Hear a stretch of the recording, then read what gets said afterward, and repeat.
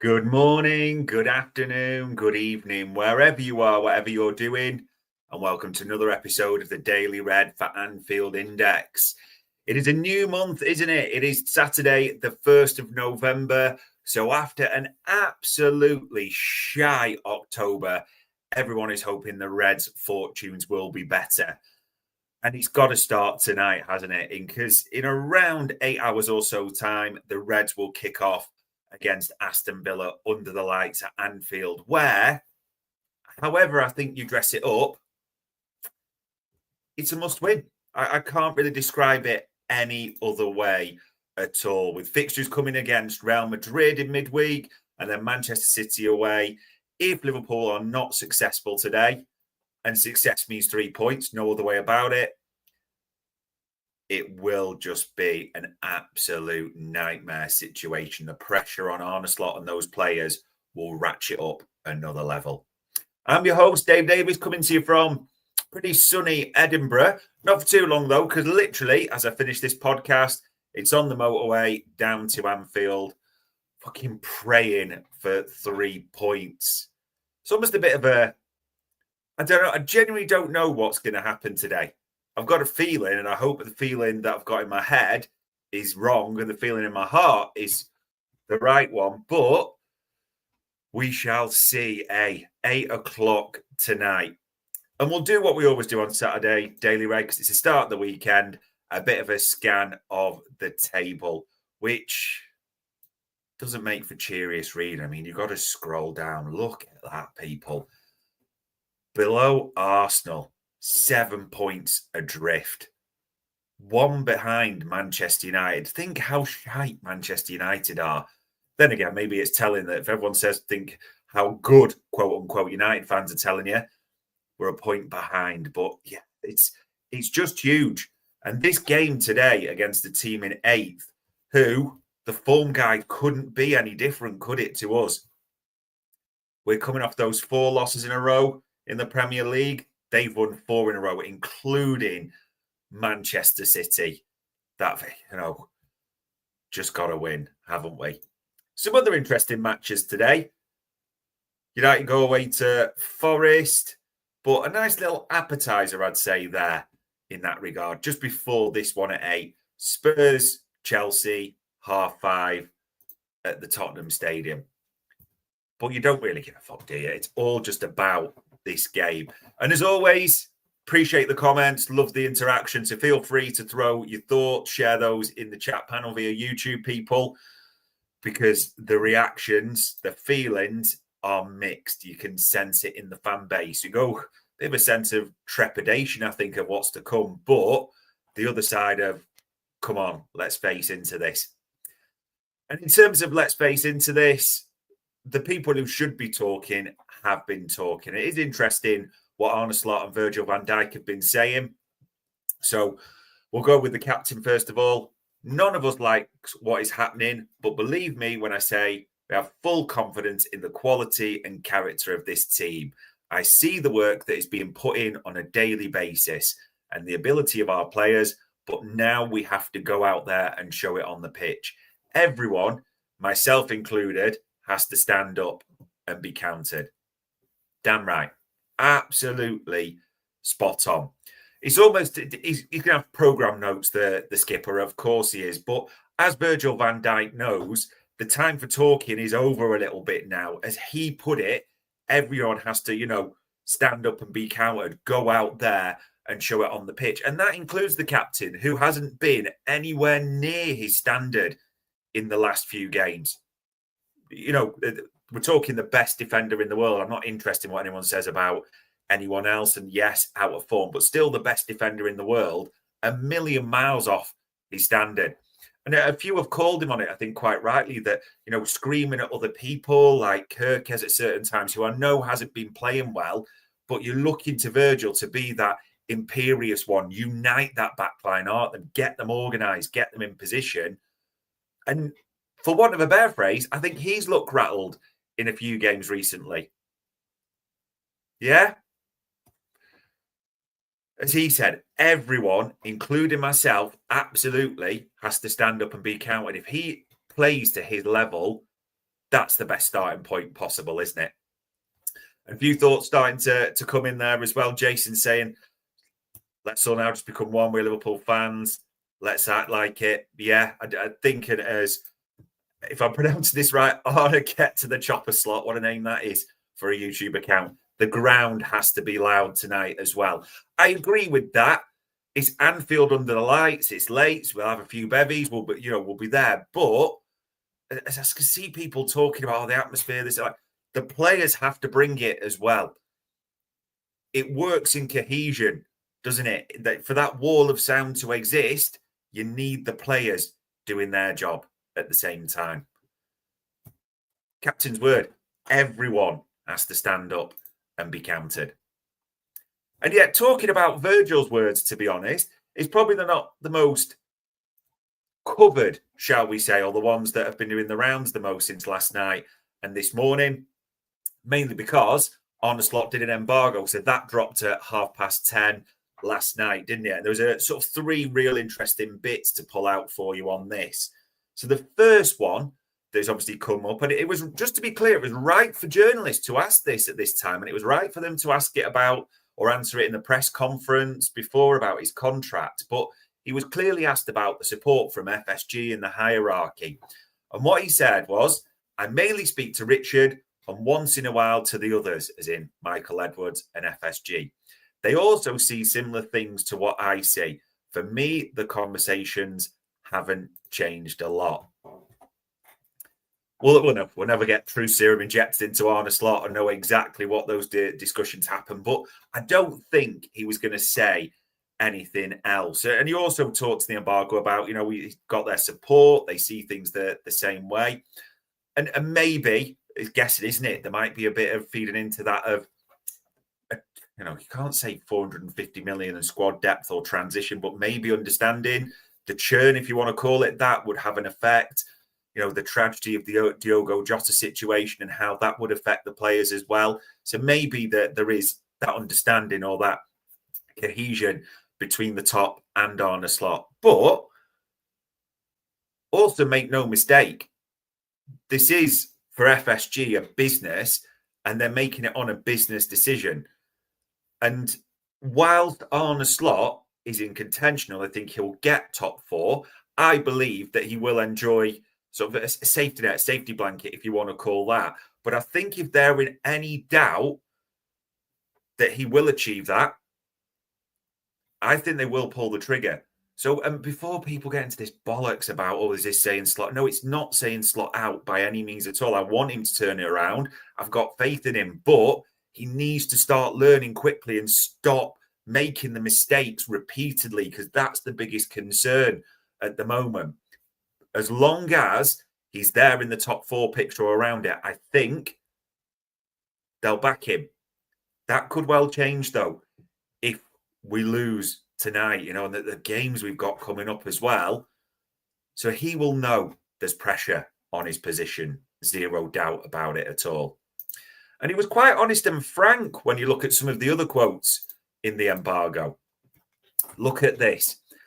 I would not look for positives at a time like this, because that would not make sense at a club like Liverpool, where expectations are always, rightly so, very, very high. But what I would say is that no one should underestimate the effort that we're seeing from the players on a daily basis. What we're seeing at the AXA Training Centre is a squad that is totally committed on all fronts, and this has not changed from last season when we're expecting very difficult results in the main. With this attitude, it should hopefully not be too long before we start to turn things around. So it's a debatable one, that I kind of agree with him. I don't think it's just a work harder. You could argue that. But then that can be countered with Andy Robertson, who said afterwards, do you remember the Brentford defeat last week? We need to, work harder. But so is it effort? Is it not effort? I think the decision-making of some has to improve. I think that some are feeling the pressure. I don't think Arne Slot's getting a lot of things right. I think he got these words right, though. He shouldn't be talking about positives, because he got shot down on the squad depth thing as well, didn't he? Which, whatever anyone says, he should never have mentioned. He shouldn't. It was foolish to talk about spending 450 million and then talk about squad depth. I think as Mezi Aquatic said there, it's less talk, more action needed. And it's going to sound like I was picking on one player, but in terms of application, I want to see more from certain areas. I do want to see Cody Gakpo doing more, pressing harder, because he's got the ability to. I think, we're almost looking at Mo Salah, an absolute icon, a god in our eyes, but the trade-off of him not really defending, because of his output, cheating in the press, etc., that balance isn't right at the moment. So what are we going to ask from him now? Yeah? Bit more's needed from everyone. But, it's not about, as he said, looking for positives. It's about actions, isn't it? More than anything. And he did talk about the defensive woes, which sounds like some good questions were asked in this embargo, to be fair. So it says there, in general, I don't think our issue is that we concede too many chances. Our issue is that we don't score the gut chances we create. Balls go in, so we concede a lot of goals, but that is something else. Do we concede a lot of chances as a question?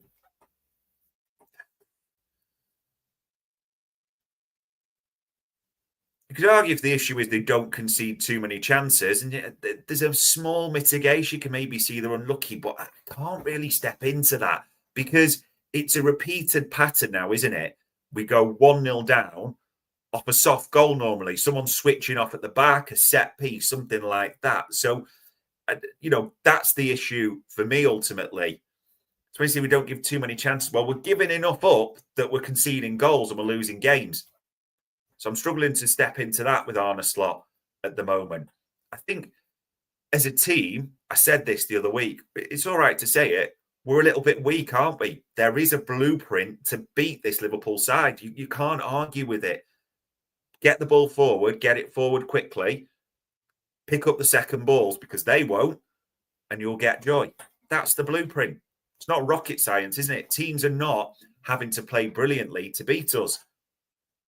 And I saw bits as well that people say, but Brentford long throws, and I get that. But, not every team has Michael Coyote chucking it into the box, and we're getting beat by them as well. It is sloppy. Yeah? I think as Messi says there, come out and try to score, we might not concede first. It might sound too old-fashioned, but whenever did it go out of fashion to go, step onto the pitch, let's keep it tight for the period, work our way into the game, but more than anything, focus on, keeping tight and defensively solid. I don't know when that became unfashionable to talk about, but Liverpool need to do it, and they need to do it fast, people. Yeah? So you may have seen them already, you may have read them, but just in case you missed them, well worth calling out Arne Slot's embargo bit. But as a few of you saying, it's actions, not words tonight that you want to say. Shout out to Gibbo as well, because he wrote about this. And for all the talk, I think this is still a key point to focus on. Set pieces are a farce. I'm looking at you, Aaron Briggs, and it's not only about height, it's about hunger. There's no intent in the jump, no fight for second balls, just a slow leak of goals we all see coming. Opponents pump it long, send the cavalry forward, crowd the loose ball, and eat off Liverpool's hesitation. Damn right. Liverpool are appalling from set pieces. Christ, there's only Frankfurt who we've seen recently who were worse. And I think Arne Slot's mentioned set pieces an awful lot in his press conferences. And I hope Aaron Briggs, genuinely serious about this, is feeling pressure for his role because there's an analyst, I can't remember his name, but there's an analyst gone in there with him. He's heading up that area. But Liverpool, largely attacking and defensively, have been woeful from set pieces. Frankfurt was the exception, wasn't it, for Virgil and Ibu? But if you just can leave them unmarked, that's pure stupidity, isn't it, in that regard? He's got to get fixed. And it's not, and again, we talk about height, sizes. People say, well, we're the fourth, fifth highest average team. Well, say it before. Cody Gakpo, 6'3", and jumps 5'8". Marmadashvili, he got a massive unit, isn't he? Massive arms. But doesn't really seem to dominate the box either. You look at players that who's going to attack the ball? That's what it's about, isn't it, as well?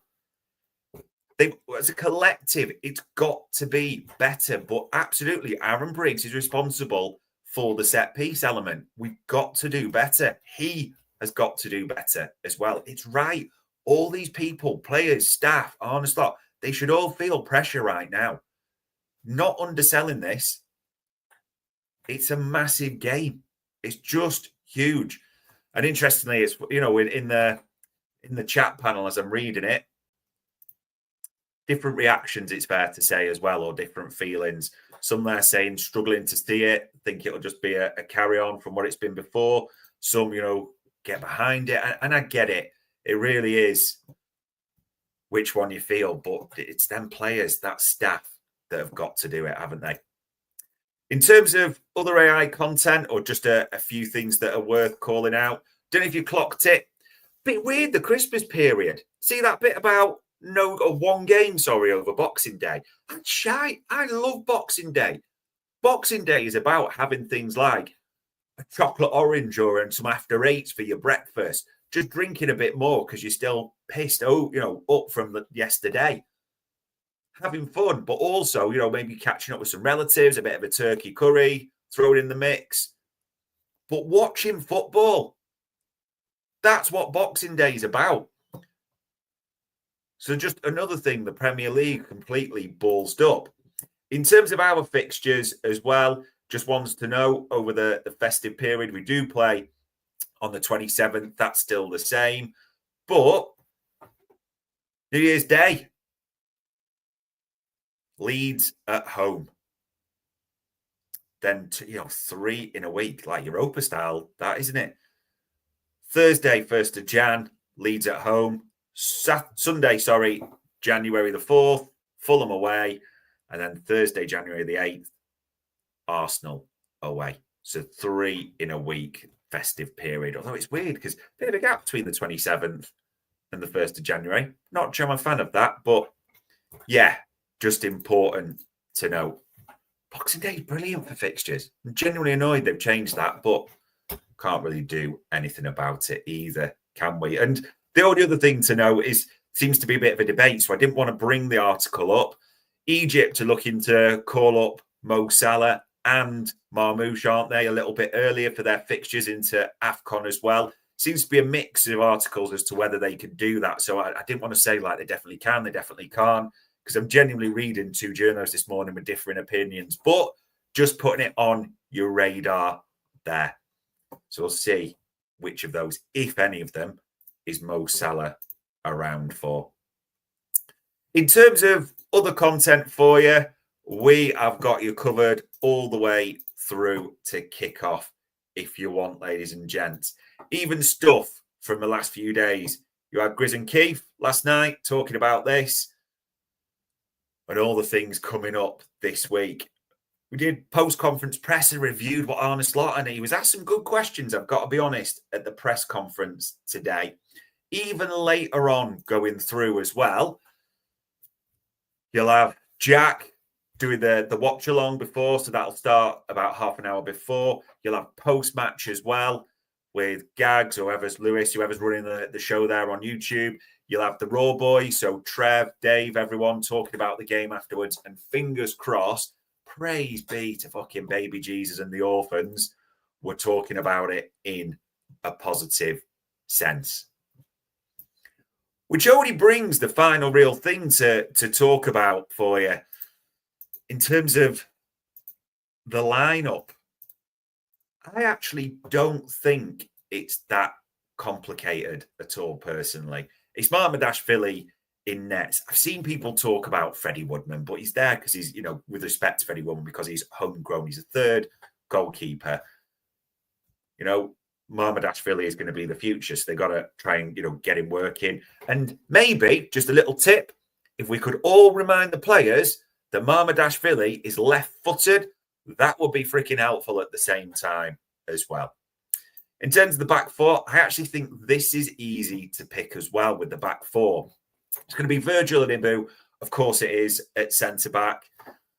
Right back is going to be Connor Bradley. And I've seen a groundswell of and I understand, look how well Calvin Ramsey played in midweek. Yes, he did. Look how well Calvin Ramsey passed the ball, progressed it, pinged a few forward. Agree with all of that. Him and Chiesa are our best players midweek, but he's not going to play.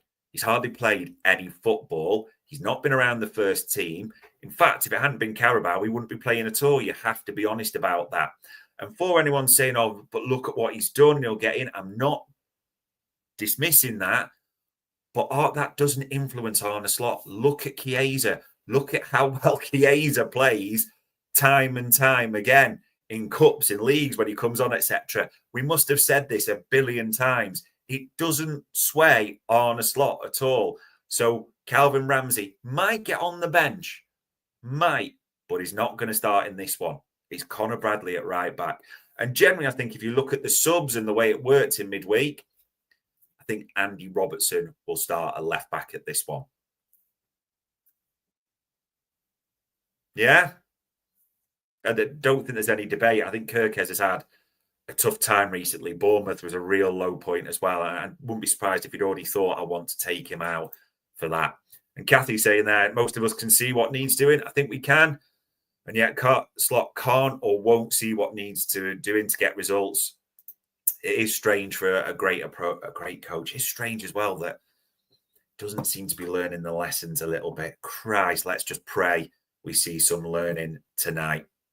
In terms of the midfield, I don't think that's too difficult to guess as well. Dominic Szoboszlai is, of course, going to be in the double pivot. I think you saw Ryan Gravenberch give an interview as well. We know he was back in training on Thursday. Perhaps you're expecting him. I think he starts this one. I think it will be Szoboszlai and Gravenberch. And people will say, what about Alexis McAllister? I think it was telling that he played in the Carabao Cup. It's absolutely tragic in a way what's happened to Alexis McAllister, whether it's, the injury that he's been carrying, confidence, whatever it is. He literally looks like he's going through that Fabinho year. And when Fabinho just fell off a cliff completely from world class to that, that's what it looks like. I'm desperate for that to be wrong. But I think they will be in the double pivot. And I just get the impression that Florian Wirtz will join them as the 10. I do think that is what happens. I will genuinely believe he'll look to play him there and try and, he's got to make a decision. For Florian Wirtz's sake, I feel for the guy because he's clearly a talented player, but he's played right midfield, 10, left side, double pivot, different roles. I mean, I'm sure when he picked us over Real Madrid, Man City, and everyone else, it was never on the condition that, by the way, you're going to be playing 4 positions and jumbled around, asked to do different things. He'd have been told, we're going to build the team around you. It's going to have to start happening at some point. And in terms of people debating that, yes, he's getting used to a new league, but see the chances he's making. You've seen all the Opta stats. I think we've got to lean into that a little bit. I'd have him on the left, but I think Arne Slot is going to play him in the 10 today. Which then turns to who's in the forward line. Again, I don't think this is difficult to pick. You may disagree with me. Isak, as we were told, Arne Slot's phrase, 99.99% certain not to be in the squad along with Curtis Jones, which is a big miss, isn't it, at the moment? So I think it will be Hugo Ekitike in the middle, Mo Salah on the right, and his favourite boy, Cody Gakpo, on the left-hand side. And they've got to start doing something today. Gakpo, really, I'd love to see him bend one in the top corner, do what Gakpo can do, but I want to see him active and doing things today. I absolutely do. Hugo Ekitike was a bit of a stinker, wasn't he? If you're honest, in the other game against Brentford. Not playing to his strengths, I get, but, it's home. They'll be asking more of him. And Mo, great finished against Brentford, wasn't it? Brilliant goal, but we need to see more of that. And we need to see it earlier. To be honest, we need to see more from 99.99% of them. Who's really getting pass marks at the moment? Dominic Szoboszlai, I would argue, the end. So, Gooders doing okay, but I see people saying Marmadashvili was all right. But just kind of collapses on one-on-ones, doesn't he? Like the Embuemo goal and the one against Sharda in this. He needs a massive unit. He needs to be stronger and bigger. Everyone needs to step up their game. And for this, I honestly get tired of people saying, oh, there's no need to be dramatic. This is a fucking must-win game. Tell me what other way you can describe it. You've got Real Madrid coming to Anfield. You've got Manchester City away. We have lost 6 out the last 7. If you don't win this, the pressure just ratchets up another level. It's already gone up a teeny bit, and I understand why he did this in the Carabao, played the kids, and he's got backlash for it. But it was a bit of a preparing for this one, isn't it? We knew that. Let's still win it. We're going to stay in touch with that top 4, and we've got to dial down our expectations. I know, honestly, and other people, no, we should be quitting on the title in November. Does anyone honestly believe we're title contenders right now? Power to you in a way if you're that wildly optimistic. But looking at the reality, it ain't there, is it? Liverpool are competing for a top 4 place. And it's got to start with a win tonight. It's all right to say we adore these Reds. It's all right to say they've been shite recently, because they have. It's all right to say they've got to win this one tonight. I'm going there. I'm looking forward to it. There's a sense of excitement. There's a sense of, Christ, what will they serve up at the same time? But for all the bits I brought you there on the embargo from Slot, Virgil's comments and everything, talk is cheap. Actions are absolutely everything at the moment. Let them call me what they want. But on Saturday, the 1st of November, let's hope we're enjoying a good afternoon and a perfect evening. Please, God. That was another Daily Red for Anfield Index.